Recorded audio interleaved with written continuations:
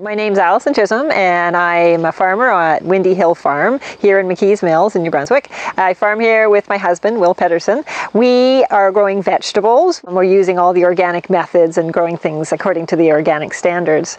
Our job as a farmer is to ensure that people get a good variety of healthy food. So we do our crop planning in the wintertime. We know how many people we're going to serve, and we plan to grow this much of all these different types of vegetables so that we have enough, plus some extra. You always plant extra because you never know what's going to happen. Because we grow the extra, we also do a farmer's market, and the farmer's market is where we can bring our extra vegetables so that nothing goes to waste. But our primary market is the CSA, so we're basically growing for these people. So it's a partnership. They support us by paying us in advance. So when we have their greatest costs in the spring, we're buying compost and seeds, row covers and things like that. We have some cash to do that. And then they get the vegetables as the vegetables come out.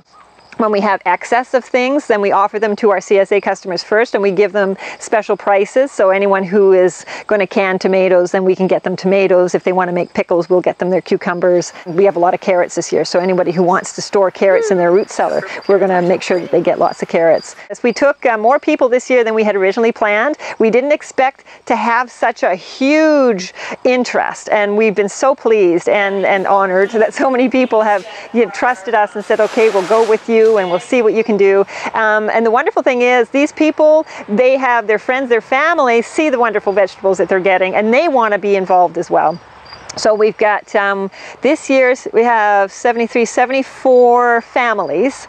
Some of them are half share, most of them are half shares, and some of them are full shares. And then our waiting list has about 25 people on it. So we're thinking next year, we're planning to expand a little bit, and we reckon that we can take 100 families next year. I don't know if we can get much bigger than that, because as a farm, we want to maintain a business that just my husband and I can run with a bit of help from friends and from apprentices. A young person who wants to learn some farming skills, we'd love to have them work with us and learn from us. But other than that, we aren't going to get much bigger. But I think that there's a lot of opportunities out there for any other people who are starting farming. The CSA is a wonderful way to farm. Your market is guaranteed. You don't need a lot of inputs to start. You need land. But there's so many ways that people can connect with land. If you don't buy land, there's land that you can rent or borrow, or work out some different arrangements. So I think that the CSA is a very popular model for consumers because they know they're getting fresh produce.